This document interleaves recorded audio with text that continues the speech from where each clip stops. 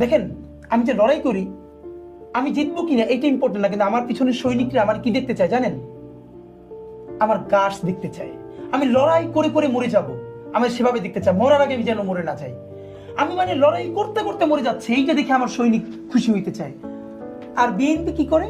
আওয়ামী লীগ তার এক একটা টোপ দিছে, আর সে প্রতিদিন উত্তর দিছে, না আমি এটা না, প্লিজ আমার আর যা বলো রাজাকার। ওইটা বলবে বেটা, বিএনপি হলো একমাত্র মুক্তিযোদ্ধা, তোরা সব রাজাকার, তোরাই যে পাকিস্তানে ছিল না। মানে বলেন তো, যে বিএনপির কেউ পাকিস্তানে ছিল মুক্তিযুদ্ধের সময় নাকি আওয়ামী লীগের ছিল?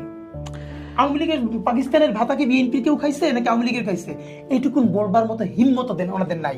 যে কারণে হয়েছে কি, বিএনপি এখন যদি এই ইন্ডিয়ার সাথে সার্বভৌমত্বের সম্পর্কে একটু ছোট করে দিয়ে, যে আমরা 5 বছর থাকবো, ডিস্টার্ব করেন না, এইভাবে আসে, আপনার কি মনে হয় ভারতের ভালো বন্ধুকে?